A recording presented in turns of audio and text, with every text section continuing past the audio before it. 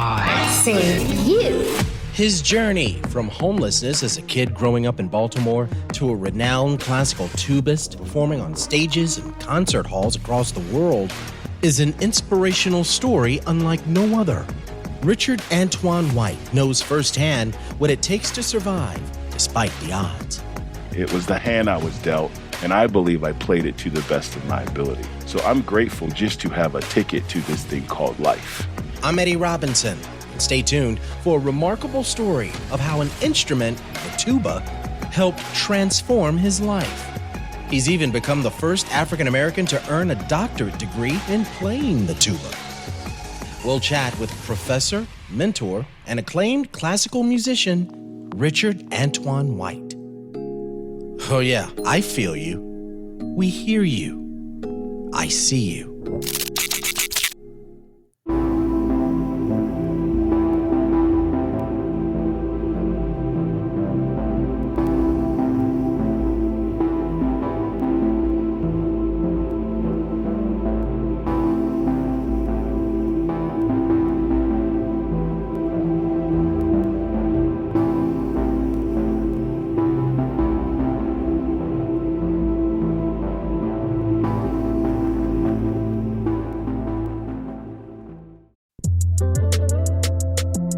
You're listening to ICU. I'm Eddie Robinson, and we're so fortunate to have with us Richard Antoine White.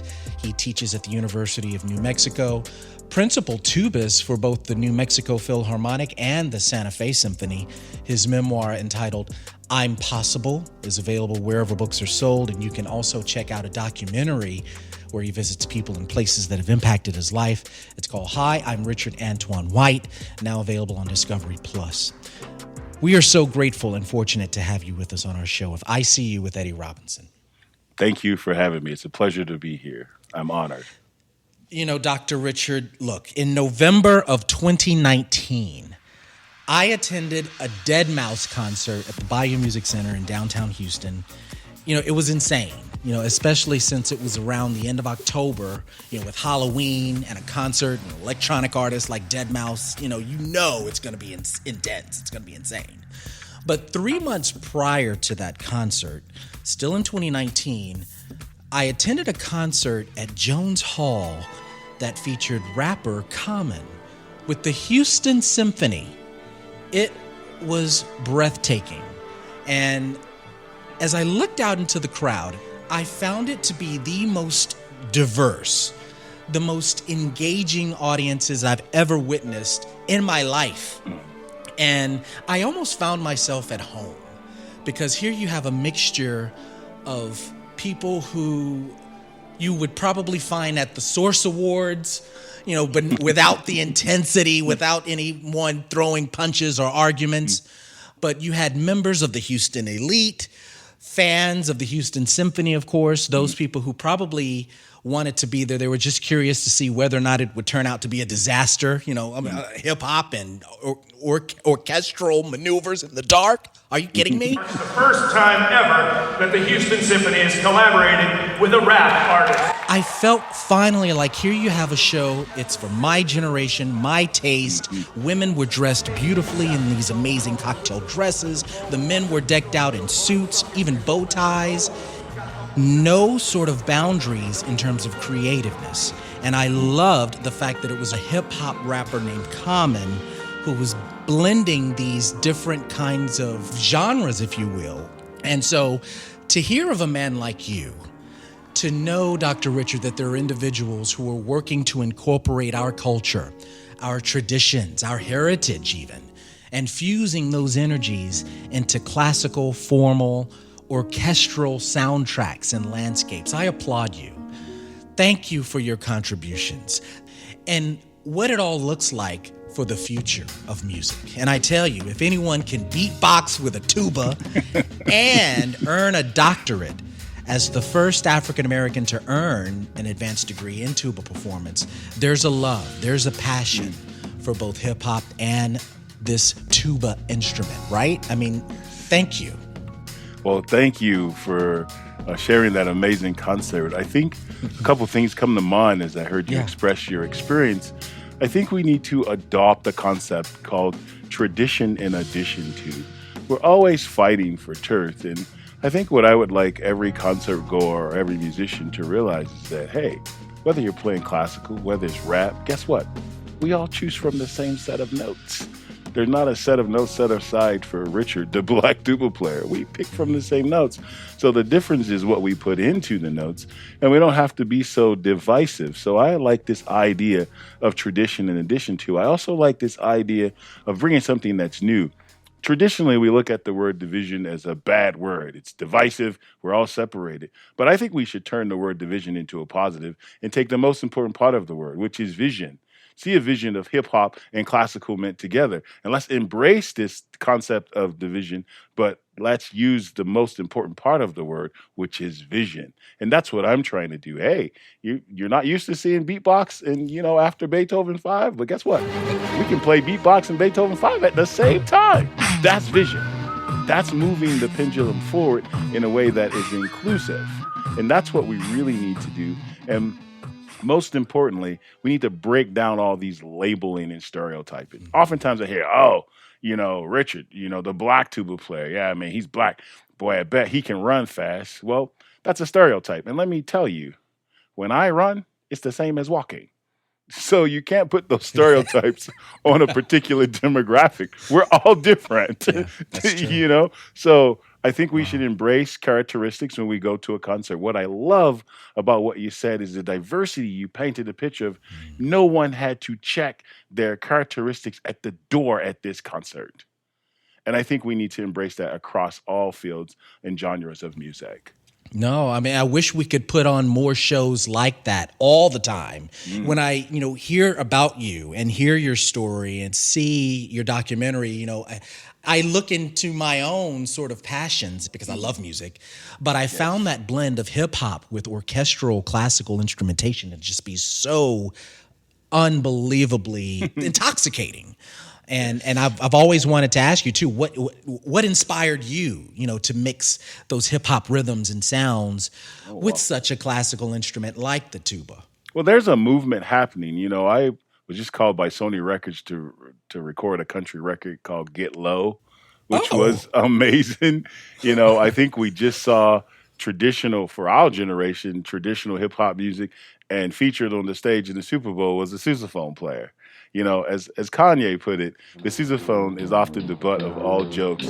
And on his show, he said, oh yeah, you have to wear the shame. I wish I was quick enough to say, or you wear the fame. That's right. So Interesting. what inspired me most is I was influenced by the likes of Tupac and Jada Pinkett. They were classmates.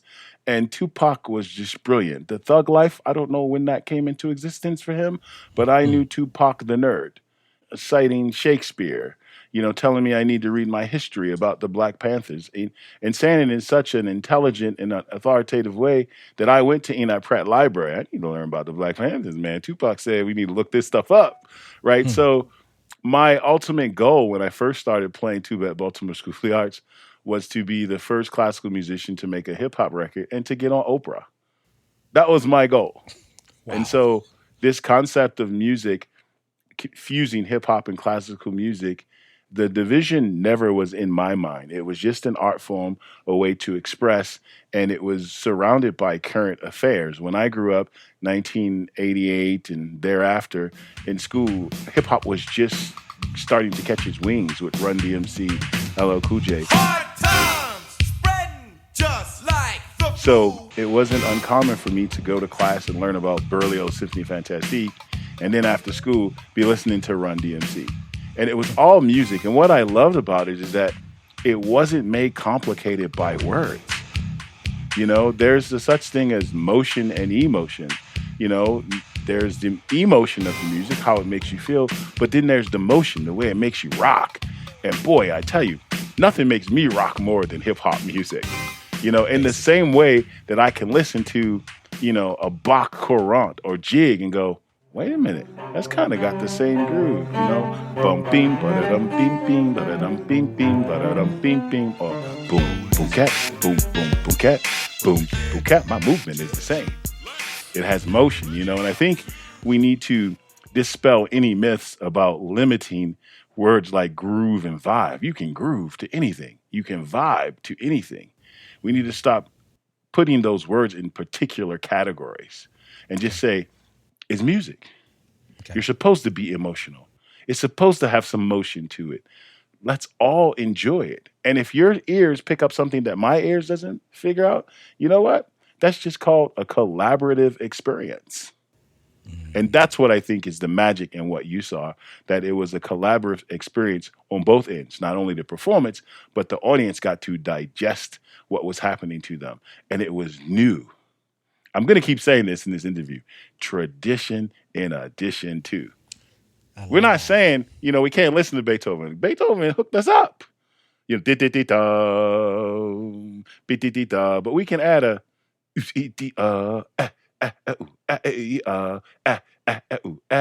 the same. That's it. Yes. Tradition in addition to. Yes. I love that. Flav, who eats their food without any seasoning? Yeah, It's a different flavor, just a little different flavor. I hope I'm allowed to say that. That's it. And I'm glad you did. It's ICU. I'm Eddie Robinson, and we're chatting with Richard Antoine White. He teaches at the University of New Mexico and principal tubist for both the New Mexico Philharmonic and the Santa Fe Symphony. His memoir entitled I'm Possible is available wherever books are sold. What I really enjoy about the tuba is that it provides that solid foundation. I went to an HBCU for undergrad. I went to Prairie View A&M. Our marching storm, it would not exist without some amazing tuba players. Legendary. Yes. And what I also love about the tuba is that it has this strong rhythmic bottom. I remember the Spike Lee film Girl 6, where the actress in the movie is taking these acting classes and her acting coach is yelling at her saying, "It needs a bottom. Where is the bottom?" It needs a bottom. Where's the bottom? What's the shallow? I've always associated that, that with that rhythmic bottom as being the role of a tuba player. And on my dad's side, he's passed away, but sorry to hear he that. has family in New Orleans, and it was required that you would have a tuba player, especially if you're going to Mardi Gras, right? I played in a band. I was in high school, played the tenor saxophone, first chair tenor sax. It was amazing. But I've always looked up to our tuba players because we couldn't, I know our band director, we would not be able to do anything. He's like, Yes. We gotta have our tuba players. Where are they? Where are they? My question is, were you not afraid of what people would say to you or how you'd be perceived with playing this instrument? I mean, because you mentioned it earlier, it could be the butt of all jokes. Yes. How were you able to transform that negativity into something inspiring? Because how you are perceived, how you look, that tends to be how people are prejudged, especially in this world of social media. How were you able to destroy the power of those stereotypes when it came to playing the tuba? First of all, I have to give big props to HBCU. I mean, they carrying on a wonderful tradition with the low brass. And, Yes. I got to give props to you for the saxophone. If I didn't play tuba, I would play Barry sax. Because I think you said you had started the trumpet, if I'm not mistaken. Yes, I did. Right? I did. Yep. So, the tuba is not seen as a primary instrument. It's seen as an accompanying instrument. And the thing is that there was this star chart in middle school where you had to, if you achieved a song, you got a star. And the songs were never written for tuba. So I went to the band director and said, I want some stars. He's like, well, I never had a tuba player that want the stars. I was like, well, I want to play, I just Interesting. called to say. He's like, well, I guess we can write it in bass clef and you can play it. So I got all the stars. And then at that time, the Cosby Show, Sanford and Son was popular. So Okay. I don't know. I can't really hear Sanford and Son song without the beatbox,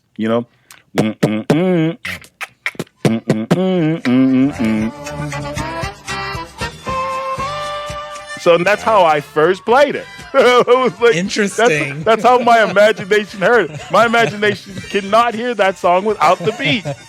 So Gotta that's the have that first beat. thing I started to play with beatbox on the tuba. And then that led to, oh my gosh, you can do everything like this. And then I realized like in band, everyone would say, "Man, do that Sanford and Son thing." Everybody would start dancing, and I had a thought, and I was like, "Where else can you play tuba and be cool?" I was like, "I'm feeling this," and I never looked back. I was like, "Wow, you could play tuba, you could be cool, and people actually ask you to play." Interesting. So I Interesting. think I avoided the stereotypes by Good. rejoicing in the capabilities of the tuba.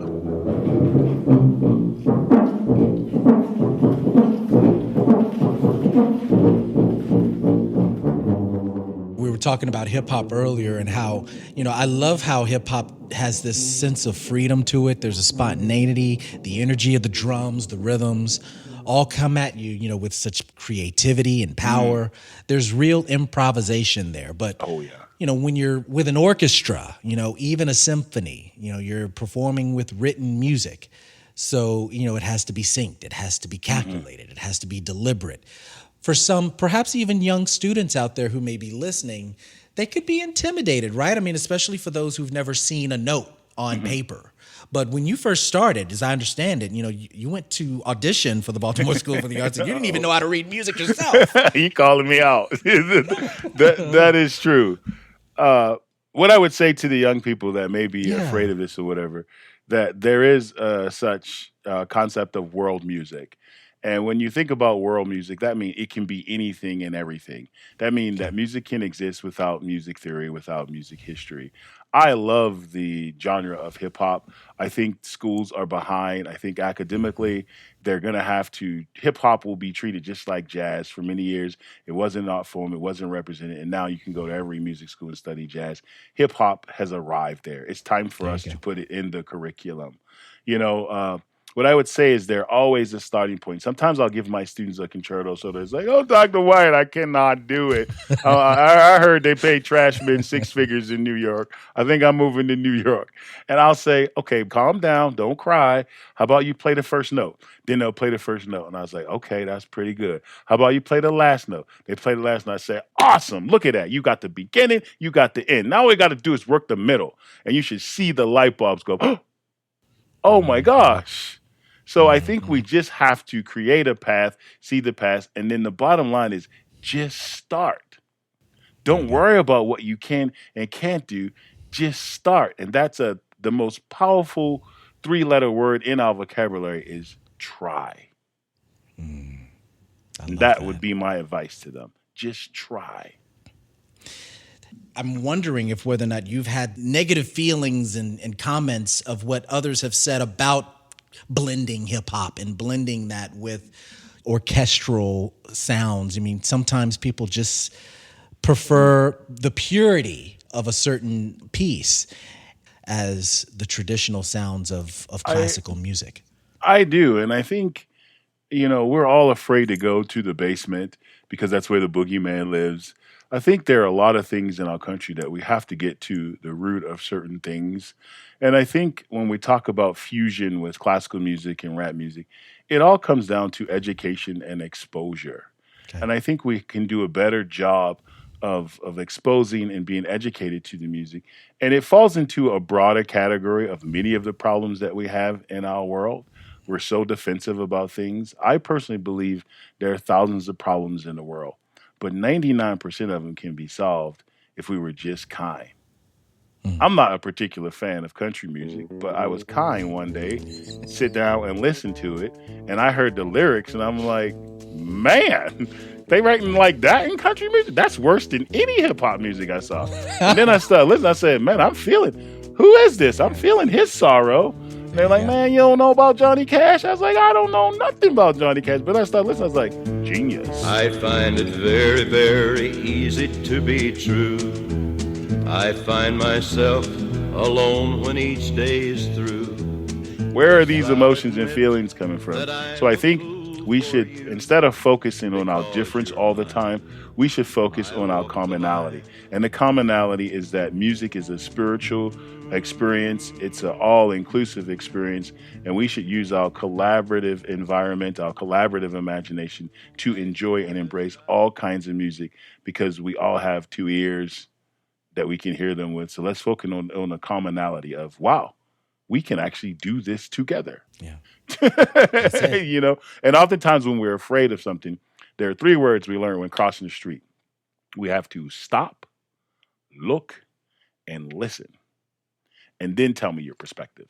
If you tell me your perspective before you stop, look, and listen, we're going to have a problem. Right? That's right. So that's my take on fusion, and I think it's inevitable. I think it's inevitable that all music will eventually run into each other because it is such a collaborative and creative experience. What's up, Richard? You got your brother on the track. I'ma style out a little bit. I think y'all can hear me. How y'all doing tonight? I'ma get in a different type of zone right now, you know what I'm saying? Coming up, more insight and conversation with professor, mentor, and motivational speaker Richard Antoine White. We'll dive deeper into his story from surviving the streets of Baltimore as a child to performing on the world's classical music stages as an acclaimed tubist. Make sure you do not miss our next segment. I'm Eddie Robinson. I See You will return in just a moment. I got it in, so I'ma just move. And if you understand me, then you know I'm smooth. I'm a cool dude.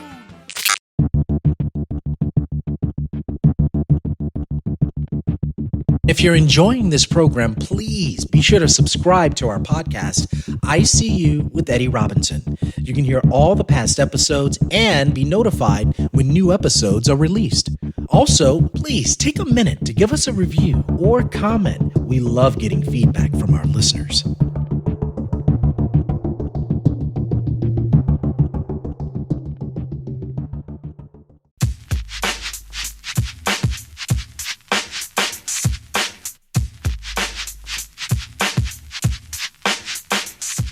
It's I See You. I'm Eddie Robinson, and we're chatting with Richard Antoine White. He teaches at the University of New Mexico and principal tubist for both the New Mexico Philharmonic and the Santa Fe Symphony. You made it to the New Mexico Philharmonic. Do you recall that feeling? You know, what did it feel like on stage for you, knowing what all you've gone through in your life to get to that stage? You know, what did that feel like? It's absolutely amazing. I think if anyone wants to pick up a copy of my book, Possible, it starts with me describing one of my very first concerts there. And it was surreal. And I said, after writing that experience, I said, I want everyone to read this book and feel like a superhero, because superheroes are void of limitations. They do the impossible. And that's what I want people to read my book and do, like eliminate all those limitations. Too often in our country, we hear, I can't do this because of this. I can't do that because of this, because of resources, because of funding. I like for everyone to think, in spite of not having money, in spite of the lack of resources, in spite of me not knowing how I'm going to get to this audition, I'm going to get there and I'm just going to show you that I can win. Mm-hmm. And for New Mexico Symphony, it was triumphant for me because I couldn't even afford the ticket to go to the audition. My Jewish friend, Michelle Auslander, Cohen, now is her last name, her parents, she said, I'm just asking my parents. You said you've been practicing and you sounded good if they'll buy you a plane ticket. I was like, you must be crazy. Your parents ain't going to buy me no plane ticket. She called her parents. They said, we got you. I was like, is this how Jewish people roll? Thank you. You know, so I felt a sense of urgency to win. So I went there. I played, and this is the moment I want everyone to realize. I did not check my personality at the door. When the screen came down in the finals, the eyeballs popped out the whole committee. I had cornrows, black, red, and white beads, and my shoes matched. They had no idea. When that screen came down, jaws was like, whoa. Wow. You know, and I think what I want people to understand there is that I told my story by playing the tuba. They heard my story. They acknowledged my story and gave me the respect that was deserved, earned, not given. Because I think too often we don't understand the difference between recognizing and acknowledging. We see the homeless person on the street every day. We recognize them because we pass them every day.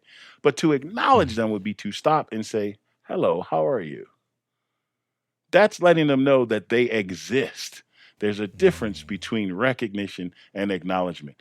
I felt acknowledged winning the New Mexico Phil. I felt that I had a voice and I could show little brown kids, black kids all over that I look like you, I'm doing this, and so can you. It was just a unbelievable feeling. And then to play the concert was just surreal because it's like, man, I've been waiting for this my whole life. And for those who don't know, it's really dramatic and intense because it is easier to get into NBA than it is to win a principal spot in a professional orchestra. Jeez. Right? Put And that you into did it. perspective. Yeah. Yeah, and I did it, and thank you for giving me praise because I did it, but I did it along with a village. And I never want to not acknowledge this village. Every friend, every stranger, every mentor, every teacher that took time to give me the most valuable resource on this planet, their time. I want to say thank you because I am who I am because those people took time to invest in me. No matter how rich we get or how famous we get, the one thing none of us can buy more of is time.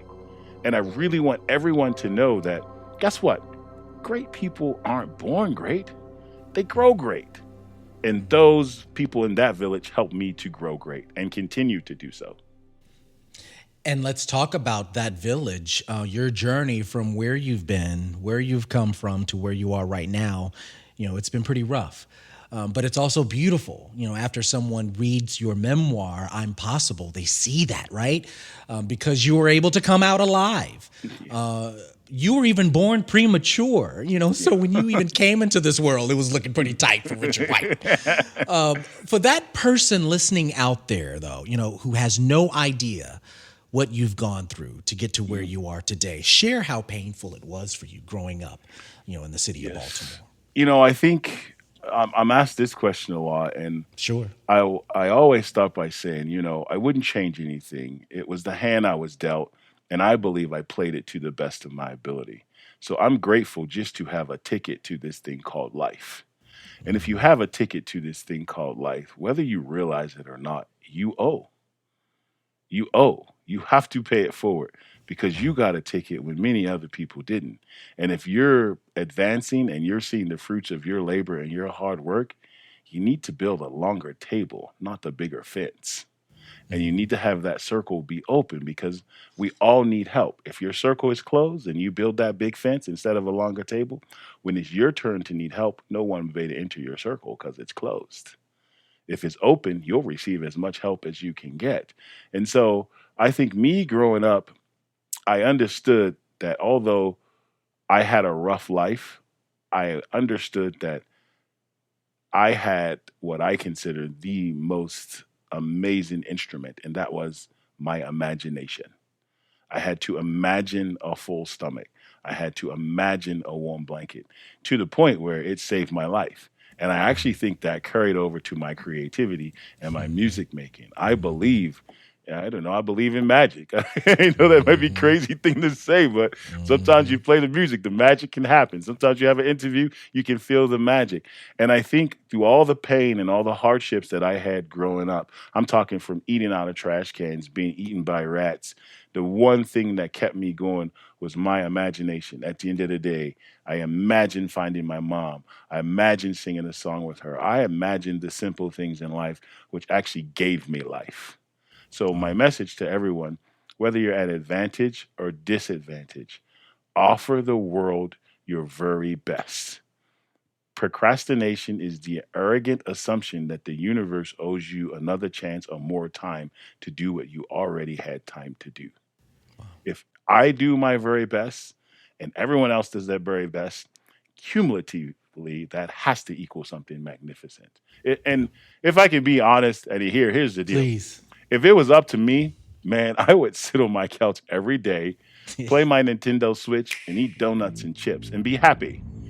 But I don't want to let you down. I don't want to deprive the universe of the best version of me. So I get up every day and bust my butt for the next person. I'm often asked, we should just stop crediting people for being the first.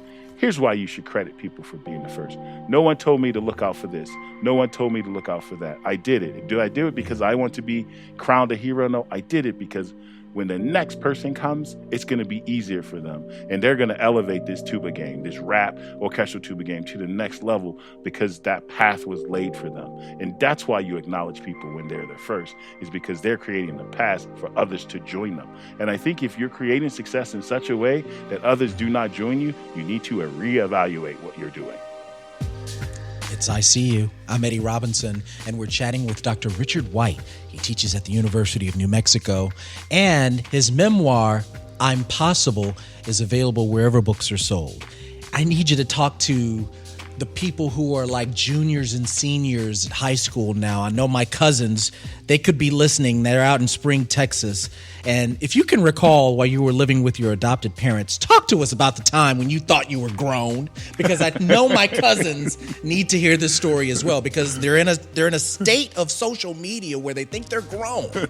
Describe to us what happened. I love this story. Oh man, you're making me laugh. This is amazing.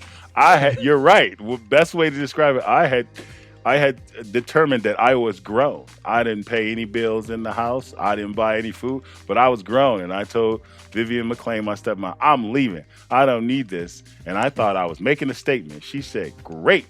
Got a trash bag, start packing my stuff, and said, get out. And then as I was leaving with the trash bag, she said, oh, wait a minute. I bought this shirt.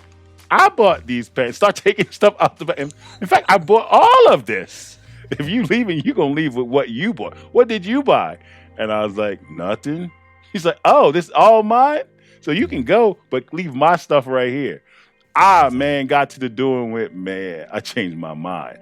And I think the point that she was making is we have to learn to respect the traditions and paths that's laid before us. I think one of my favorite things, there's a video of a young lady asking Maya Angelou a question on Oprah Winfrey. And she says, Angela, I would like to ask you blah, blah, blah. And she stops and she said, look, it's Miss Angelou to you. I have been on this planet far too long and worked far too hard to get where I'm at. I deserve the respect of Miss Angela. I was like, whoa. And so I think our youth are so privileged now that it's hard for them to see how easy they have it, to the point where once upon a time we couldn't even read or you couldn't make decisions. What I would want them to take from their position now is that you have been giving what I call the 3 C's: a choice, a chance, and change. You have been given a chance to make the right choices, to see the kind of change that's for the betterment of all. And that means you have been given a tremendous responsibility and power. And the power is the most important part I want you to understand, because oftentimes I talk to students say, well, it's all good, man. You come in here, you hyping us up, you all motivated, and it's good, but then you're going to leave. And so I talk to these individuals, I say, wait a minute, let me get this straight. You're motivated. You're inspired right now. I got you ready. You're ready to go tackle the world. And then I'm going to leave, but I'm leaving you with the power to take over the world. And you're telling me you're disappointed that you have the decision to make this change and you just ain't going to do it? Yeah. And then the young man looked at me and said, I ain't never think about it like that. I'm in control. I was like, you absolutely are in control. And regardless of whatever your deficiency have or shortcomings or doubt in yourself, let me tell you this. There are plenty of tuba players that's better than Richard Antoine White. But you know what? No one will ever outwork me. Right? And there's some power there, because honestly, that is the secret to success. Work hard, work even harder, work as hard as you can. That is the secret pill. And I'm not promoting myths here. I want to be clear about something, because there are a couple myths that I think we should dispel right now. Say it. Just pull yourself up by the boot and straps. I get it. Not everyone has boots and straps. Just work as hard as you can and it's going to work out. Nah. Plenty of people worked hard as they can and it didn't work out. You need that village I talked about earlier. So respect that village and move forward together.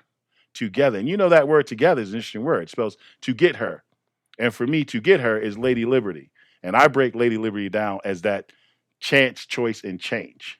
That's what Lady Liberty is. So remember that to all the young people out there. And the last thing I'm going to say, when you feel that you're right and you want to go against the tide that's coming your way, I will caution everyone with this. One of the most dangerous things in life is to be so right that you don't know you could be wrong. Words to live by. I love that. And I love that to get her. I love that reimagining that word together, because it seems like that's what you were doing as a child. You were looking for your mother. You were trying to get her. describe for us whether or not at some point of your life as a child, were you ever at all upset or angry, with your mom and her alcoholism? How was it for you to finally come to forgiving her and even seeing her as a hero? It was tough. So even when I got to my adopted family's house, I talked to myself in the mirror for months, maybe even years, because I was so angry at them that they took me away from my mom. I didn't care about a bed, eating 3 meals a day. All I knew was it was me and mom. That bond is amazing. And as I grow older, it's more defined in my brain that my mom was actually a hero, because she did one of the hardest things that there is for any parent to do, and that is to give your kid up so that I could have a better life.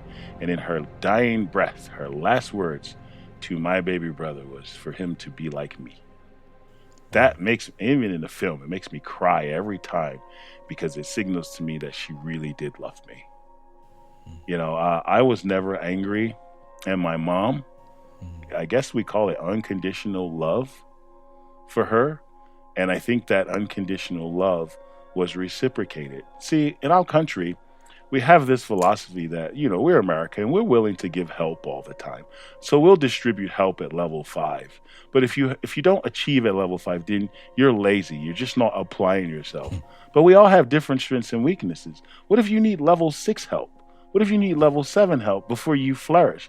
We should go the distance. Oftentimes, we are afraid to get to the point of exhaustion.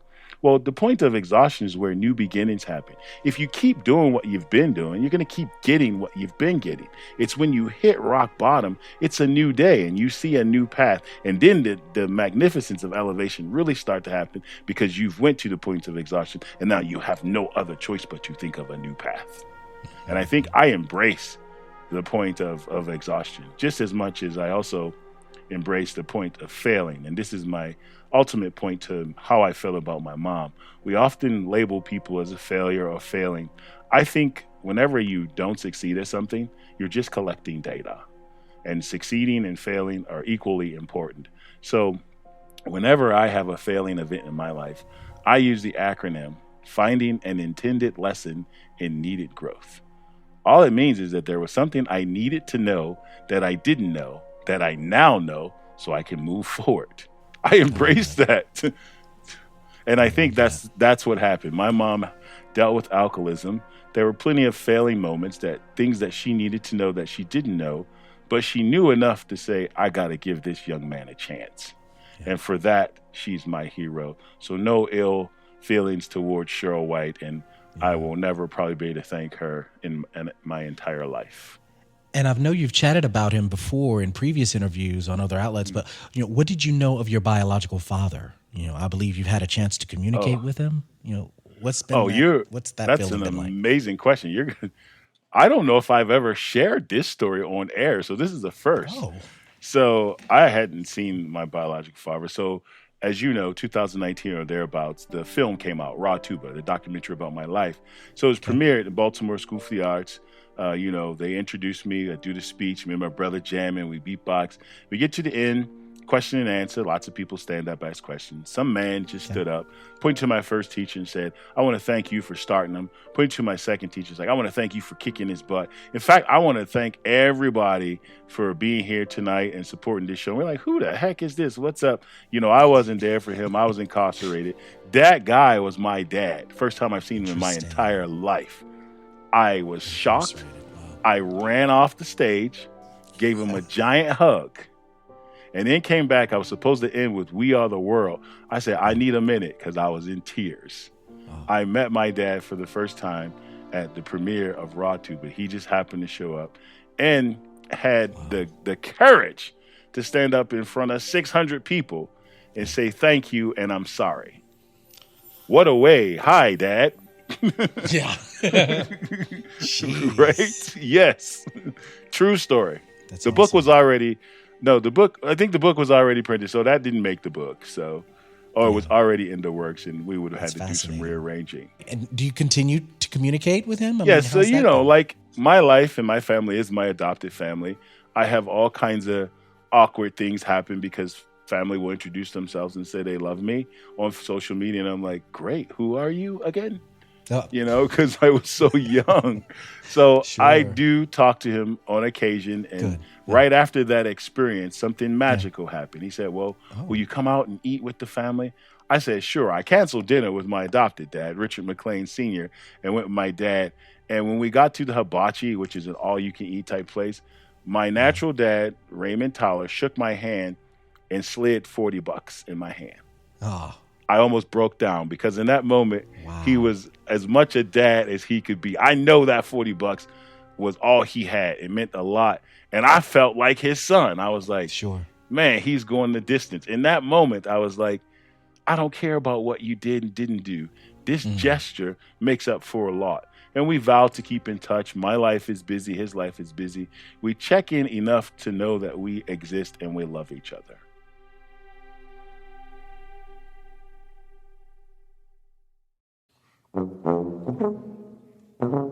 Coming up, our final segment with Richard Antoine White and why he decided to earn a doctorate degree for playing the tuba. Plus, we'll find out after all he's endured and experienced throughout his life, what's the biggest lesson he's learned about himself thus far. I'm Eddie Robinson. I See You. We'll be right back.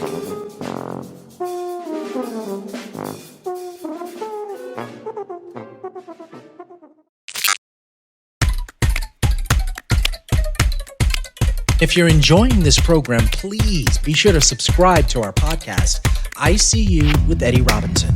You can hear all the past episodes and be notified when new episodes are released. Also, please take a minute to give us a review or comment. We love getting feedback from our listeners.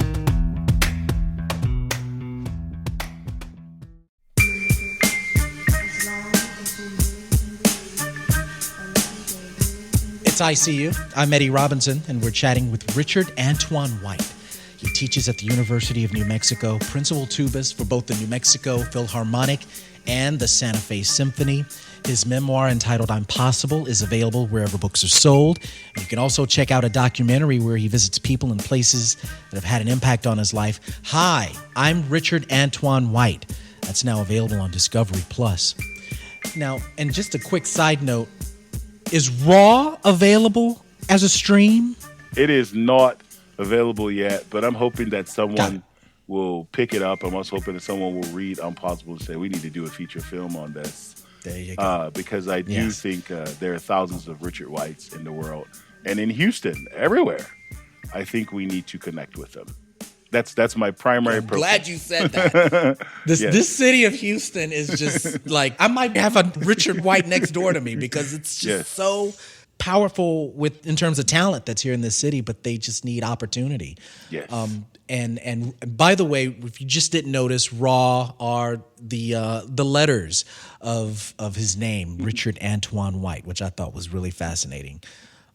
I'm noticing your workload, being a principal tubist for two major musical programs. You're a professor. You've given motivational speeches all over the country. Your memoir is a big seller. People are learning more and more about you. And you've even managed to get more youth involved, in experiencing this instrument.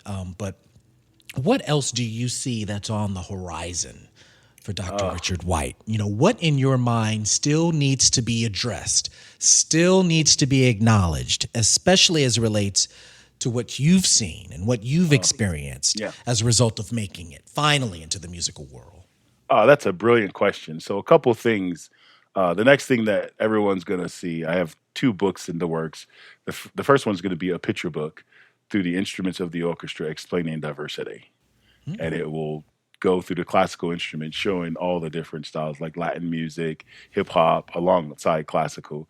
And my second book will be the 5 educative languages of teaching, which I have to pick it up to find out what that's about. But aside from giving literature for people to relate to, my bucket list includes being the first tubist to say I played a recital on all 7 continents. And people are reaching out. The last 3 is Africa, Antarctica, and Australia. The prime minister of cultural affairs from Antarctica said, we'd love to have raw tuba after my Trevor Noah interview. And I've gotten many invitations to Africa. The Raw Tuba Ranch, if you don't know, all the proceeds to Impossible will go to the Raw Tuba Ranch. It'll be my home, but also it'll have a music school and an art school. But most importantly, it will be a place with a stage where you can come 24/7, have ramen noodle, chili, and beer. And I want everyone to listen closely. This is happening. The city of Albuquerque thinks it's such an extraordinary idea. They acknowledged me, gave me a day, and they are all in. They're like, That's we awesome. need the raw tuba ranch. So if you're having a bad day in Houston or the sun isn't shining quite that well, just say, you know what? I'm going to have some beer and chili, and I'm going to come to the Raw Tuba Ranch. What's amazing about this, I didn't know you needed permits, noise ordinance for all that. I was just going to have a stage and have my friends come over. The city knows this. So they're like, we got you. Don't worry about it. Oh, If you that's have- great. yeah, right? That's so great. that's on my horizon. And then I think most importantly, there's something happening in our country, and this may touch a core with some people. I think with DEI, diversity, equity, and inclusion, there's something happening, and it's called well-intended tokenism. I am doing everything in my power to provide resources so that people at disadvantaged minority or people of color can compete at the highest level possible, which is excellence, under no circumstances do I think we should ever lower the bar of excellence. It is what it is. And where people are deficient, we need to just give them the resources to be competitive at the level of excellence. And sooner or later, if we have this well-intended tokenism, we're going to have to answer for it. So my primary goal with the book and everything that is to come in my life is to simply inspire hope. That's beautiful. And you might have just answered this next question with the well-intended tokenism, but upon receiving your doctorate, what led you to that decision? And what challenges, Dr. Richard, did you face being the only African American to achieve this kind of accomplishment? It's a lot of challenges. And what propelled me to do it is I was on the subway in Baltimore, Maryland, talking to my dad, and some little kid overheard me, and then he tugged on my jacket as I was getting off the plane, and he said, "Hey, mister, you gonna be a doctor?" And I was like, oh, dang. I knew in that moment I had to finish this degree to show that little kid that he could do it, right? I really said that. I was like, oh, man. So that was a strong catalyst. And in terms of my biggest challenges, it's just the culture. Like I said in my book when I was at Peabody, they didn't have a jazz band program. I'm like, so you're saying my music is not important? What do you mean you don't have a jazz band? Well, we're the oldest conservatory in the country. So you're sending a signal to me that my music is not important. Luckily, they listened and they changed that. Other challenges include people wanting to relate to you in an awkward way. Like I had a colleague, and unfortunately he's no longer with us, but he would say, "Hey, bro, how you doing, bro?" And I was like, "Bro, I'm not your bro," right? And so it got to the point where I just said, "Hey, man, I would prefer you just call me Richard." He said, "Oh, but I thought, I meant it in a sincere way." And I was like, you know what? My job title is Richard, the tuba professor. That's all I need. Because some people would look at that and say, well, what's the problem if I call you bro or if I call you Richard, the black tuba player? The problem is that my job title simply says Richard, the tuba player. And that's the difference. My name is not Richard, the black tuba player. So don't label me as such. We do have to really get rid of, along with stereotype, labeling. It's bad. Because you would never say, oh, look, there's Richard, the white tuba player. Of course, if you did with my name, that would be really funny, right? There's Richard, the white tuba player. Richard White, the white tuba player, right? But you would never even think about saying that, though, right? Sure. So why attach that color to someone of an underrepresented group? Yeah.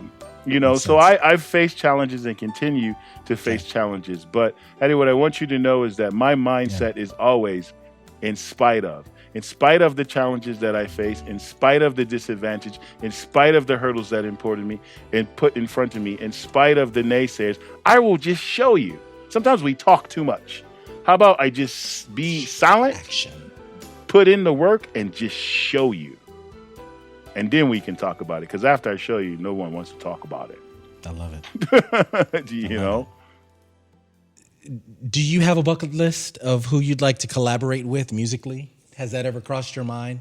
Yes, right now Amanda Groman is on my bucket list. I hope she hears this interview. I hope someone knows her. I want her to spit some poetry. I want to beatbox and just lay it down. We, the successors of a country and a time where a skinny black girl descended from slaves and raised by a single mother can dream of becoming president. And then the other one is my initial dream. Somehow Oprah has got to get a copy of Oprah I'm Winfrey. Possible. I really, before I leave this planet, I gotta have a sit down with her. Become so skilled, so vigilant, so flat out fantastic at what you do that your talent cannot be dismissed. Those are my bucket lists. And if I could meet anyone who's no longer with us, it would be Dr. Martin Luther King. Nice. Because he did the impossible and he changed the social consciousness of an entire country. And you know, through your journey to where you are today, and you've accomplished the possible, the impossible, even more so that you plan to set out to achieve even more greatness, which I'm looking forward to.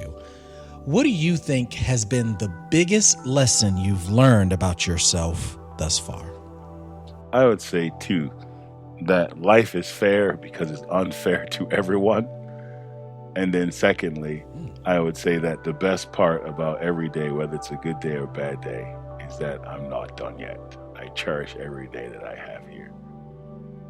Those are the two biggest lessons I've learned. We all gonna get a taste of good. We all gonna get a taste of bad. No one's immune to it. And you really have to look forward to the concept of you can always readjust. You can always reset. You know, you can always reimagine. It's never too late to do any of the above. So the best part about every day is that I'm not done yet. I love that.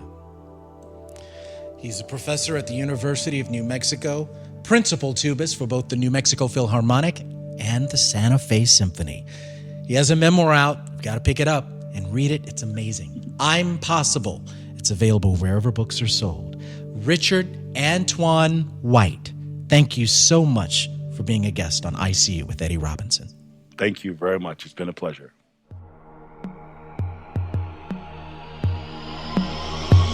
Our team includes technical director Todd Holzlander, producer Laura Burks, editors Mark DeClaudio and John Mitchell Good, sound designer Dave McDermott. ICU is a production of Houston Public Media. Follow us on Facebook and Twitter. And for more updates and episodes, visit our website, iseeushow.org. I'm your host and executive producer, Eddie Robinson. Thanks so much for listening. And remember, I feel you, we hear you, I see you. Until next time.